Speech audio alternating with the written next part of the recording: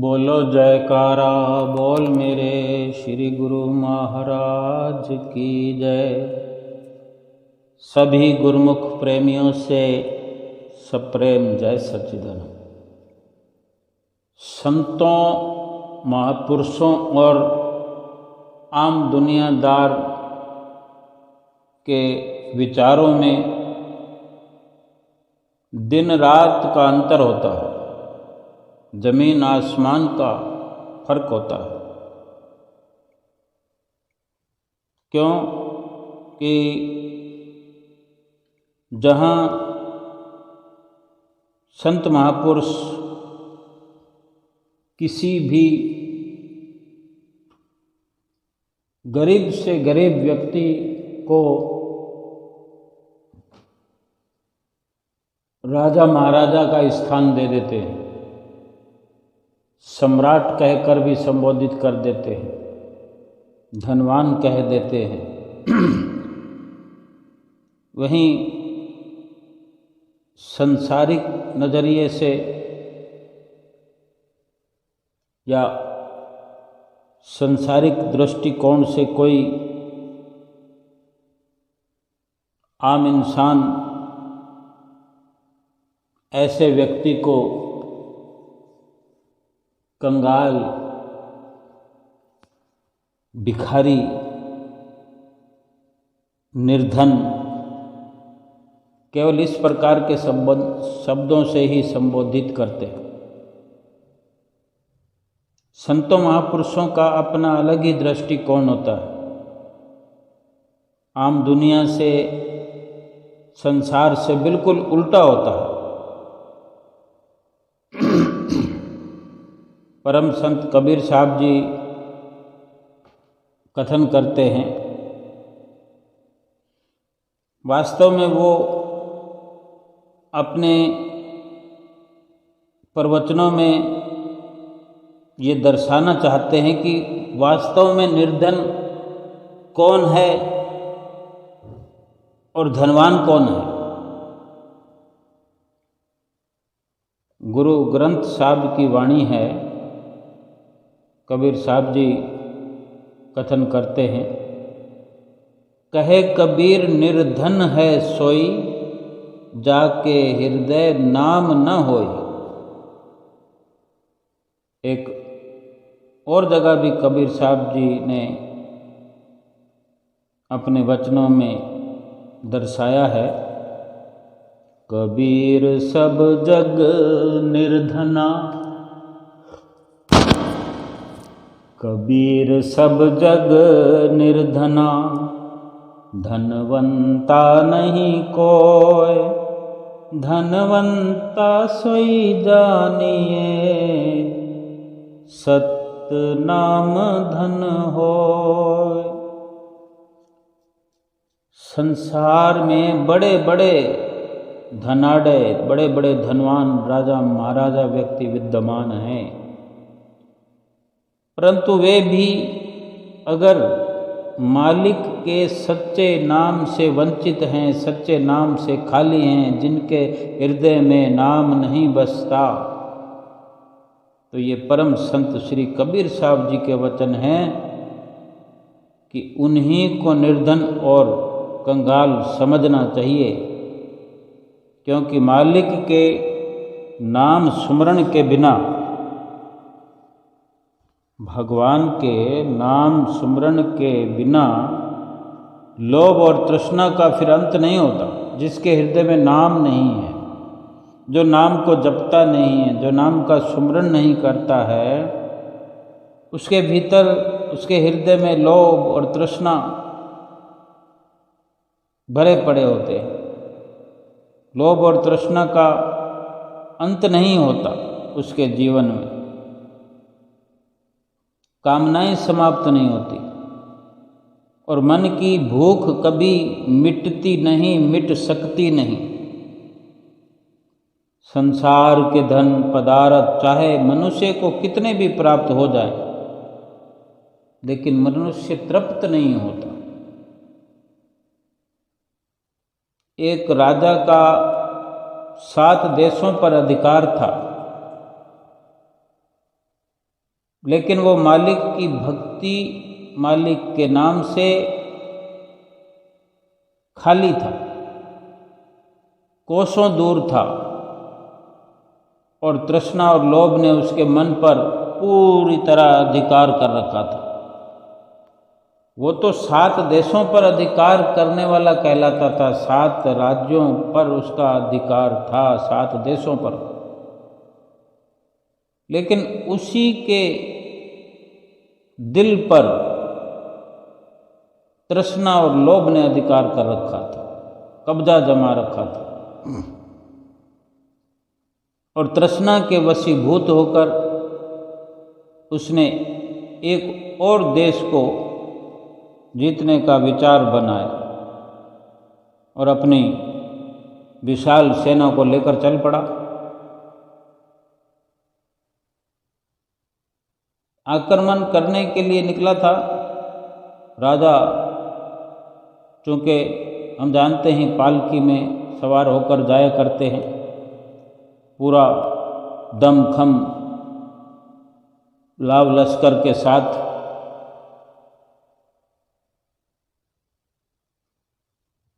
तो बीचों बीच राजा की पालकी होती और बाकी चारों तरफ लाव लश्कर, सैनिक वगैरह उसके चलते हैं। तो रास्ते में एक महात्मा जी की झोंपड़ी थी। उन महात्मा जी को क्या कि एक दिन कहीं चलते चलते अचानक एक जगह पर सोने की अशर्फी मिली थी।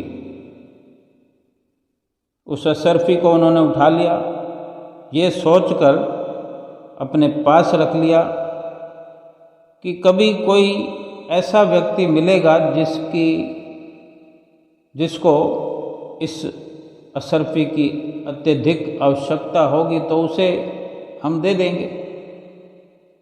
और ये सच ही तो है। शेख शादी साहब जी का कथन है एक जगह, नीम नाने गर खुरद मर्दे खुदा, बजले दरवेशां कुनद नीमे दिगर, हफ्त अकलीम अर बिगिरद पादशाह, हम चुना दर फिक्र अकलीमे दिगर। फरमाते हैं कि एक भजन अभ्यासी और साधु पुरुष का ये स्वभाव होता है कि उसे यदि कहीं से एक रोटी मिल जाए तो वो आधी स्वयं खाता है और आधी दूसरे को दे देता है। मतलब ये हुआ कि जो संतोषी जीव होते हैं, जो साधु पुरुष होते हैं, वास्तव में जिनका मन सधा हुआ होता है, जिनने अपना मन साध लिया होता है, वही साधु होते हैं। और ऐसे साधु जीवन संतोष का व्यतीत करते हैं और संतोष रूपी जीवन व्यतीत करते हुए अपने मालिक इष्ट देव के सुमरन ध्यान में लीन रहते हैं। और इसके उल्ट जो तृष्णालु होते हैं, तृष्णा वाले व्यक्ति, जिनकी तृष्णा भड़कती रहती है कि ये भी पालूं ये भी पालूं, ऐसे तृष्णालु उनकी ये दशा होती है, ये स्वभाव होता है कि अगर बहुत संपत्ति भी होती है, जैसे उस राजा की, जो सम्राट है, उसके अधिकार में 7 देश हैं, 7 देशों का वो राजा है, तो भी वो निकल पड़ा एक और देश पर अधिकार करने। उसको चिंता लगी हुई है कि कब एक और देश पर मैं फतह प्राप्त करूं। इसी उधेड़ बुन में रहते, उनको नींद नहीं आती। मन में ख्याल हो गया कि 7 देश तो मेरे पास हैं ही, अब क्या हाथ पर हाथ धरे बैठे रहे। इतनी सेना है, इतना दमखम है हमारे पास, तो क्यों ना एक देश पर और फतह की जाए। अगर यहीं कोई संत हो, साधु पुरुष हो, महापुरुष हो, उसके अधिकार में ये सब हो, तो कितनी वो भलाई के कार्य खोल देंगे, भलाई के अवसर खोल देंगे। जन जन का कल्याण वो अपनी इस संपत्ति से करेंगे। उनके अधिकार क्षेत्र में जो इतना लाभ लश्कर है, उनको सबको ऐसे ऐसे कार्यों में लगाएंगे जिनसे भलाई का कार्य हो। लेकिन ऐसे तृष्णालु इंसान 7 देशों पर अधिकार होते हुए भी अपनी सेना को एक और देश जीतने के लिए इस्तेमाल करने के लिए निकल पड़ते हैं और इसी चिंता में लगे रहते हैं। ना रात को नींद आती है, ना दिन को चैन होता है उनको। तो जो वहाँ से निकल रहे थे और महात्मा जी को जिनकी झोंपड़ी थी, रास्ते में पता चला कि फलां अमुक राजा जो है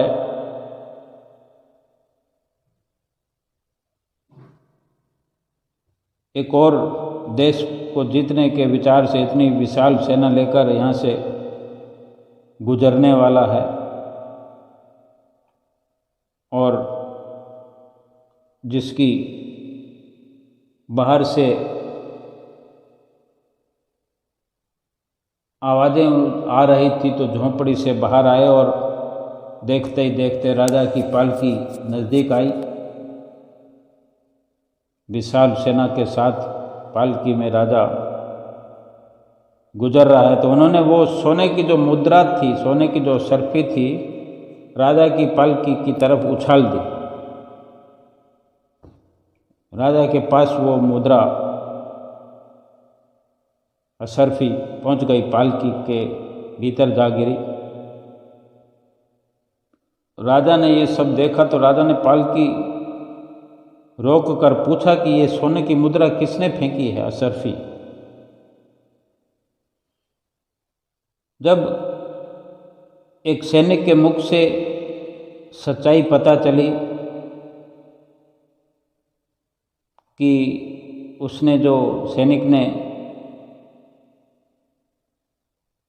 कहा कि वो महात्मा जी खड़े हैं, उन्होंने ये सोने की असरफी आपको भेंट की है, तो राजा ने महात्मा जी को नज़दीक बुलाकर कहा कि आपने मुझे राजा समझकर भी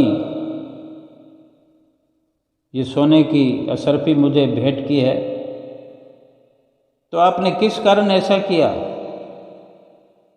क्या आपको इस भेंट के बदले कुछ अधिक मदद चाहिए?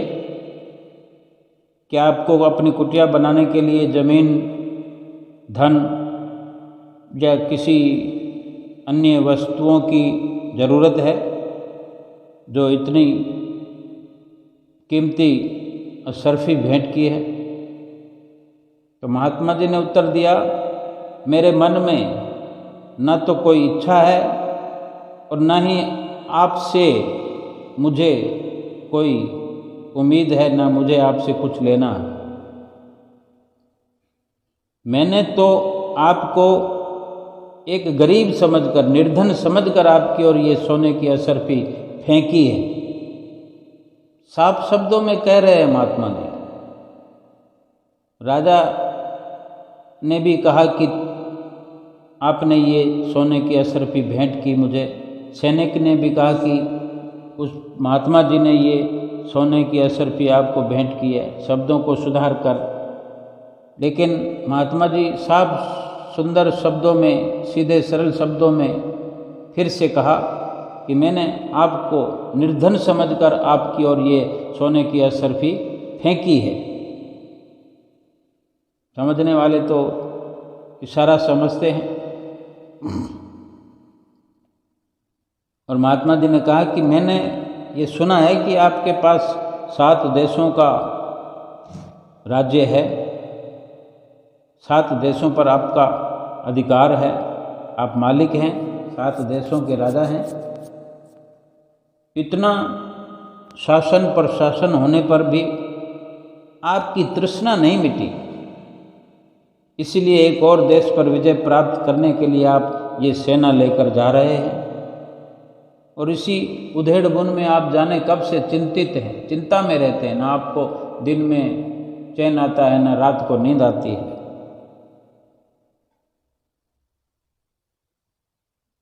ये सारी महात्मा जी की शब्दावली को सुनकर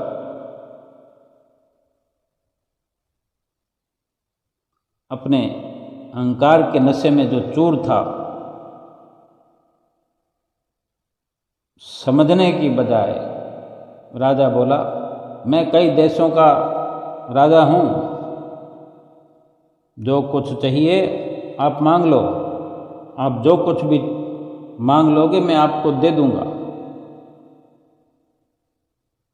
महात्मा जी ने फिर कहा, संतों महापुरुषों के जो वचन होते हैं वो बड़े गहरे राज से संपूर्ण होते हैं, भरपूर होते हैं, जो समझते समझते समझ आती है। महात्मा जी ने फिर से कहा, राजन, यदि आप देना ही चाहते हैं तो मुझे ऐसा जीवन दे दो जिससे मृत्यु का और ऐसा आनंद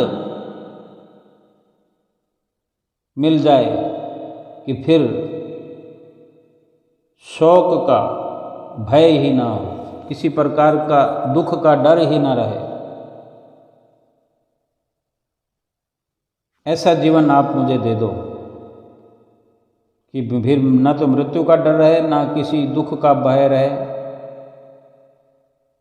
महात्मा जी के वचन सुनकर राजा फिर कुछ देर तक मौन रहा, फिर शर्म से सिर झुकाकर बोला, महात्मन महाराज, ऐसी दुर्लभ वस्तुओं का राजाओं महाराजाओं के पास से प्राप्त होना तो नामुमकिन है। यदि आपके पास हो तो कृपा करके मुझे बख्शिश करें।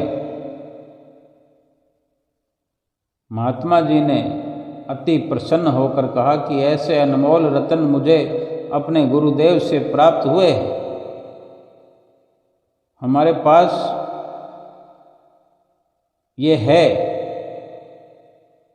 ये वरदान है, ये अनमोल रत्न हैं, हमारे गुरुदेव से हमें प्राप्त हुए हैं। ये अनमोल जो रत्न हमारे पास हैं, हमें प्राप्त हुए अपने गुरुदेव से, तो उन्होंने देते वक्त हमें ये फरमाया था कि जब कभी कोई श्रद्धावान व्यक्ति मिले, कोई श्रद्धालु सेवक मिले, तो तुम उसे ये वरदान दे सकते हो कि इस वरदान के बाद, ऐसे जीवन के बाद फिर मृत्यु का ऐसा आनंद और फिर दुखों और शोक का भय नहीं होता। कितनी गहराई है कि ऐसा वरदान कि मृत्यु में भी आनंद मिले।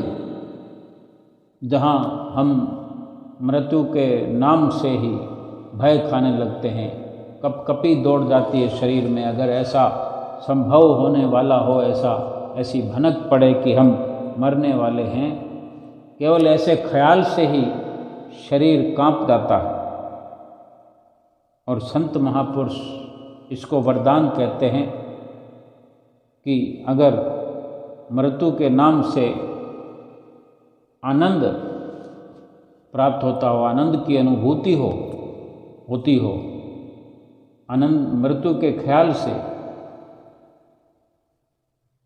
भय नहीं बल्कि आनंद प्राप्त होता हो और किसी प्रकार के दुख का भय मिट जाए, ये रतन ही हैं, ये हीरे मोती ही हैं। सो इस प्रकार के वचन सुनकर राजा पालकी से उतर कर अत्यंत नम्रतापूर्वक महात्मा जी को प्रणाम किया और विनय की, हे प्रभु, मुझे अपना तुच्छ सेवक समझ लीजिए और ऐसे अमूल्य रत्न प्रदान कर मुझ निर्धन को धनवान बना दीजिए। वक्त आ गया और संत महापुरुष तो समय समय पर जीवों का कल्याण ही करते हैं, कल्याण करने के लिए ही धरती पर अवतरित होते हैं। महात्मा जी ने उस राजा को अधिकारी समझकर उसे नाम का उपदेश दिया और फरमाया कि तुम्हारे अंदर जो तृष्णा की ज्वाला भड़क रही है वो मालिक के नाम का निरंतर अभ्यास करने से शांत हो जाएगी और तब तुम्हें वो जीवन मिलेगा जिसे मृत्यु का और वो आनंद प्राप्त होगा जिसे शोक का भय नहीं होगा। नाम सुमरन से वो अग्नि, वो आग बुझ जाएगी। श्री गुरु ग्रंथ साहब जी में भी वचन है, सत्पुरुषों के उपदेश हैं कि प्रभ के सिमरन तृष्णा बूझे। मालिक की भक्ति और नाम सुमरन के बिना मनुष्य सदैव अतृप्त बना रहता है, तृप्त नहीं होता मालिक के भजन भक्ति सुमरन के बिना।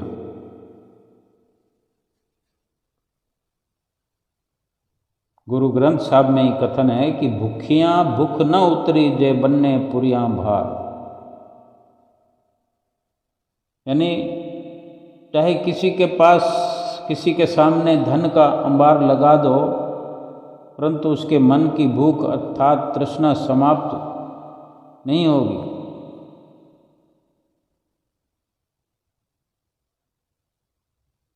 ईश्वर के नाम सुमरण में ऐसी अद्भुत शक्ति समाई हुई है कि जो भी श्रद्धा, विश्वास और दृढ़ निश्चय से नाम का अभ्यास करता है उसकी मानसिक भूख मिट जाती है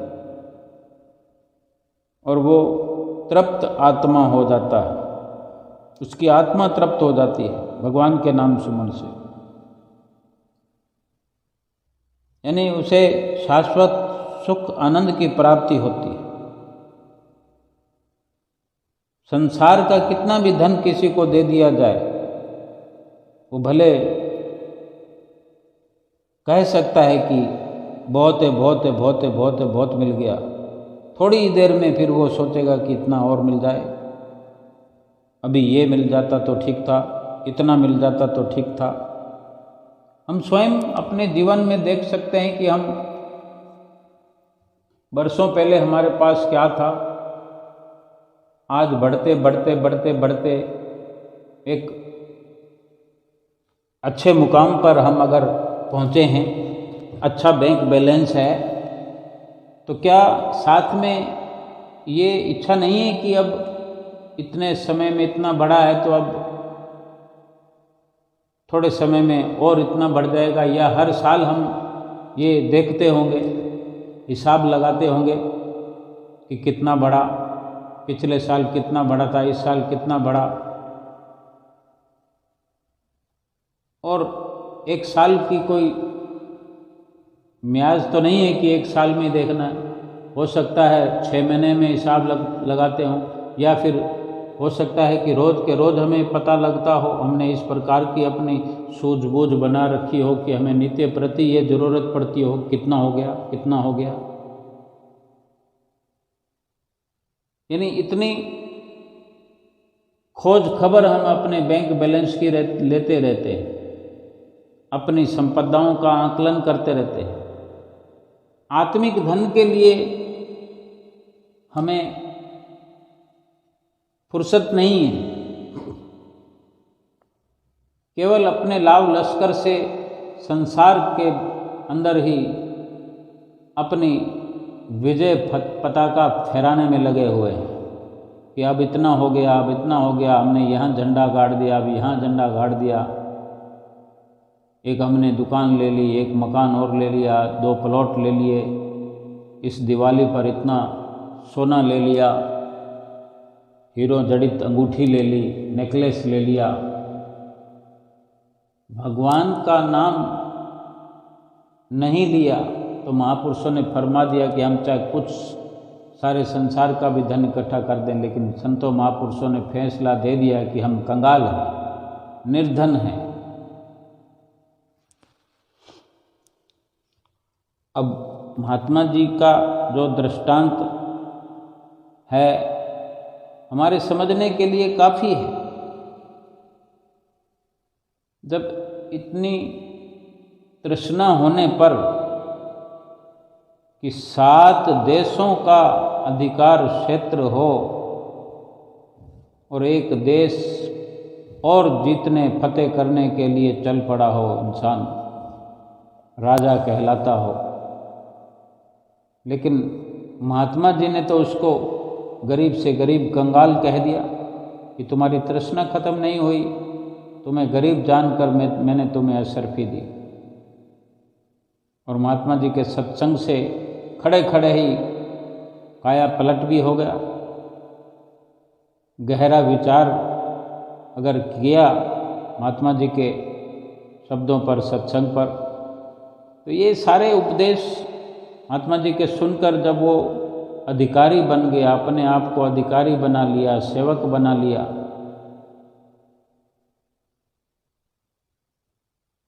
और उसको जो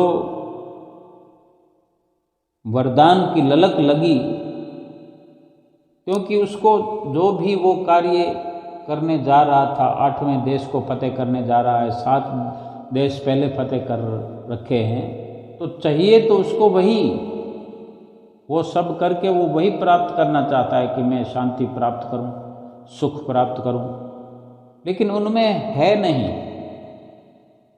जब महात्मा जी से रूबरू होकर सत्संग सुना तो उसके भीतर में कुछ प्रकाश हुआ कि अगर महात्मा जी यूं ही बिना देशों को फतेह किए बिना ही वही मुझे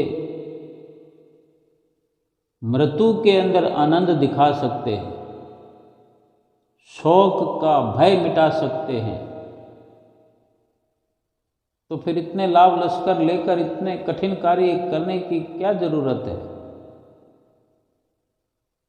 और पालकी से नीचे उतर गया।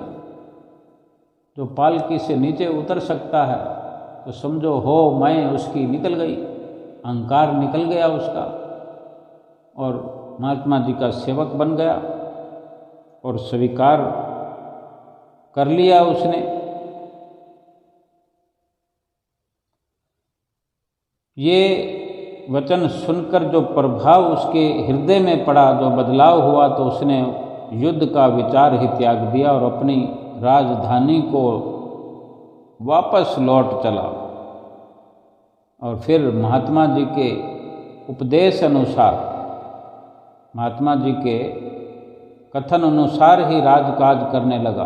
राजकाज करते हुए वो अपना जो चित्त है वो नाम के सुमरन में लीन रखता और राजकाज भी करता। उसकी सुरत पर जो मोह की ममता की मलिनता, वो फिर नाम के प्रताप से, जैसे महात्मा जी ने कहा था कि नाम को जपने से, नाम को सिमरने से, सुमरन करने से ये सब फिर ठीक हो जाएगा और फिर यही वरदान फलीभूत भी होगा।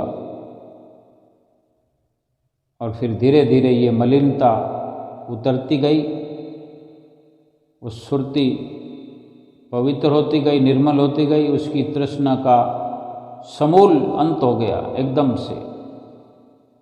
फिर वो नाम भक्ति के प्रताप से फिर सम्राटों का सम्राट बन गया।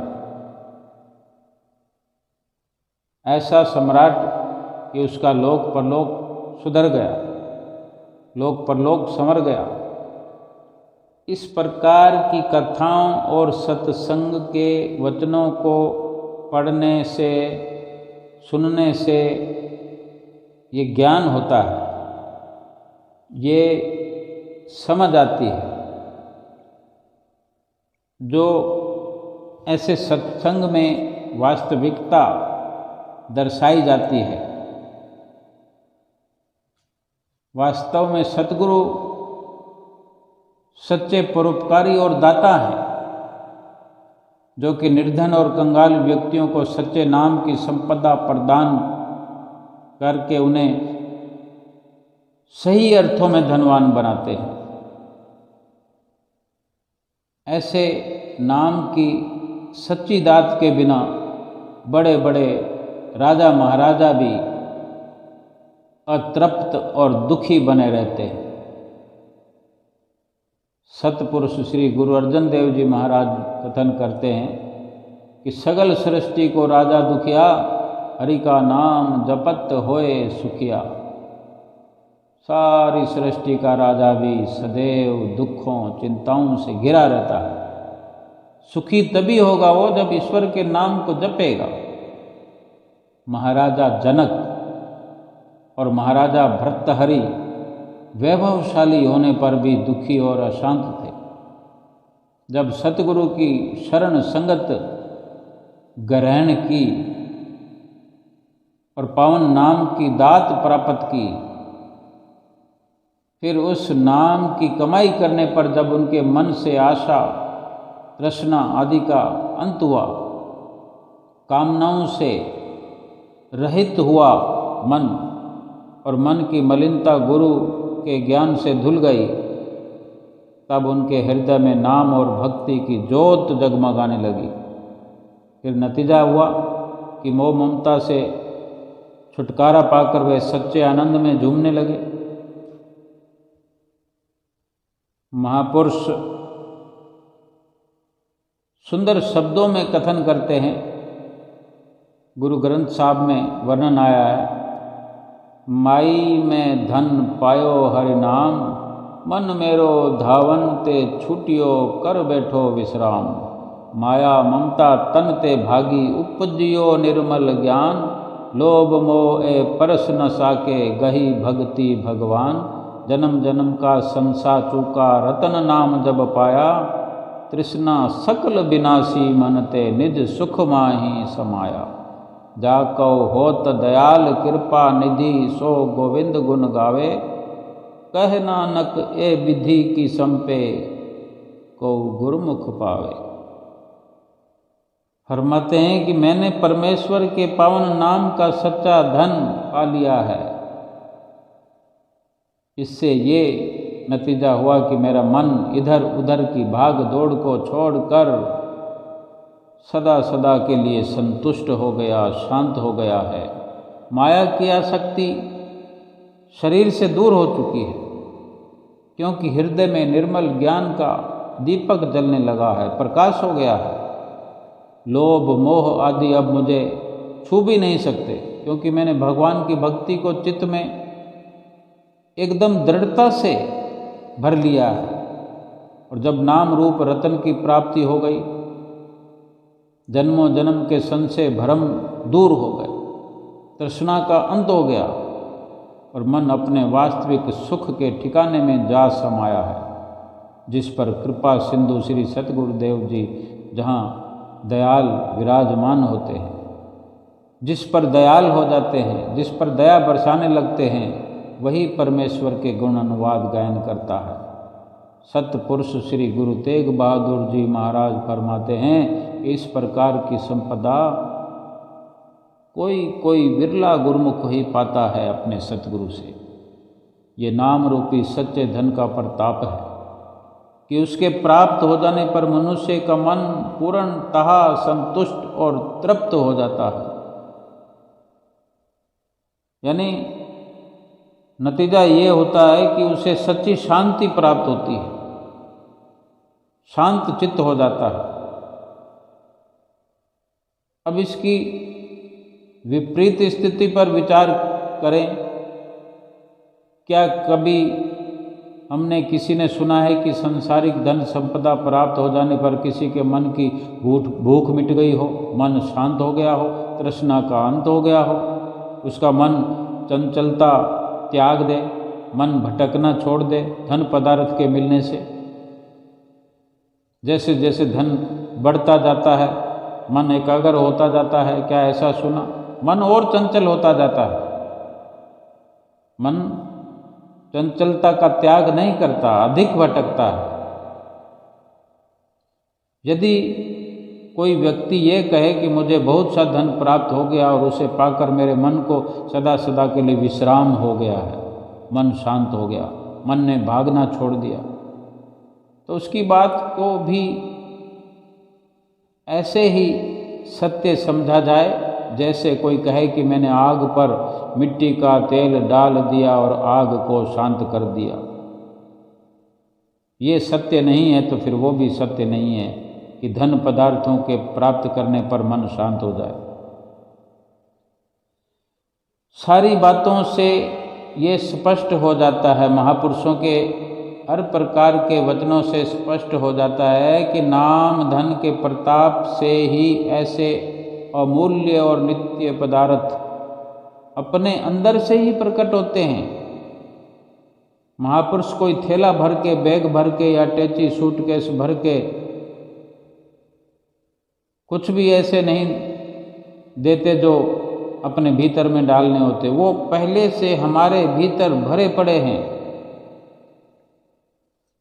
ऐसे शाश्वत सुख शांति के सभी रतन हमारे अंतःकरण में पहले से ही हैं, लेकिन सतगुरु के मिलन से, सतगुरु की नाम बख्शिश से, उस नाम की कमाई से वो अंदर जो भरे पड़े हैं वो प्रकट होने लगते हैं, वो प्रकट होते हैं। फिर जिनके प्रभाव से मनुष्य की आशा, तृष्णा, संसारिक कामनाएं यानी संसार को प्राप्त करने की जो इच्छाएं, कामनाएं रात दिन लगी रहती हैं, ये मिल जाए, वो मिल जाए, मैं ये प्राप्त कर लूँ, वो प्राप्त कर लूँ। सारा दिन मन कलपता रहता है, रात को भी नींद नहीं आती, दिन को भी चैन नहीं आता। ये सारी फिर कामनाएं समाप्त हो जाती हैं।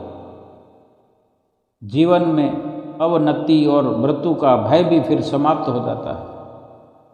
जो भय लगा रहता है ना कि कहीं कोई गलत ना हो जाए, कहीं कोई दुख ना आ जाए, कहीं ऐसा ना हो जाए, कहीं वैसा ना हो जाए, ये भय समाप्त हो जाता है। आत्मिक सुख शांति प्राप्त हो जाती है। और ये आत्मिक सुख शांति ऐसा सच्चा धन है जो परलोक में भी साथ जाता है। और मालिक के धाम में तो पहुंचना ही है। मालिक के धाम में पहुंचकर वहाँ पर सम्मान दिलाता है, इज्जत दिलाता है। ज्ञानवान विवेकशील जो भी प्राणी होते हैं, गुरुमुख प्रेमी, वो उनको चाहिए कि सत्पुरुषों के उपदेश जो कि सत्यता से भरपूर होते हैं, उनके वचनों को ध्यान पूर्वक अगर संतों महापुरुषों के वचन हम पढ़ रहे हैं तो बड़े ध्यान पूर्वक पढ़े। जैसे पढ़ते जाते हैं लाइन बाय लाइन, कहीं किसी शब्द पर थोड़ा सा ध्यान टिकता है तो रुक जाएं, उसको फिर पढ़ें, वहाँ पर अपनी नज़र गड़ा दें, अपनी दृष्टि वहाँ पर रोक दें कि ये शब्द क्या कह रहा है, इसमें कितनी गहराई है, उसकी गहराई को नापने का कार्य करें। कुछ समझकर बूझकर फिर आगे चलें। पूरा सफ़ा या पूरा ये पन्ना, पूरा पेज पढ़ने की आवश्यकता नहीं है। 2 दिन में पढ़ लेंगे, 3 दिन में पढ़ लेंगे, 1 महीने में 1 पेज पढ़ लेंगे, लेकिन कहीं गहराई थोड़ी सी प्रतीत हुई और वहाँ अपनी नज़र को रोक दिया, फिर उसकी था लेने की कोशिश करें, उसकी गहराई नापने की कोशिश करें, बहुत कुछ लाभ उस शब्द से प्राप्त हो जाएगा। और ऐसे चाहे होड़ लगाकर कितने ही पेज पढ़ डालेंगे हम अपने एक दिन में, एक घंटे में, या जीवन में कई बार ग्रंथ को उलट पुलट कर देंगे। हमने इतनी बार पढ़ लिया जी, हमने ग्रंथ को इतनी बार पढ़ लिया, हमने रामायण को इतनी बार पढ़ लिया, हमने तो कंठस्थ कर लिया। लाभ क्या हुआ? क्या इच्छाएं मिटी, कामनाएं मिटी, मन की कल्पना या मन की भटकना शांत हुई? ऐसे नहीं पढ़ना। और अगर सुन रहे हैं, कहीं से भी सत्संग सुन रहे हैं, संतों महापुरुषों से, संतों महापुरुषों का वचनबद्ध किया हुआ कानों में सुनाई दे रहा है, किसी भी शब्द पर थोड़ा सा भी ऐसा एहसास होता है कि ये गहरा है, तो तुरंत वहाँ गौर किया जाए, उस आवाज़ को रोक दिया जाए, या फिर उसको दोबारा सुना जाए, फिर बार बार सुना जाए। जितनी बार सुनेंगे उतनी बार अलग से उसका आंसर समझ में आएगा, क्योंकि हर शब्द में गहराई होती है।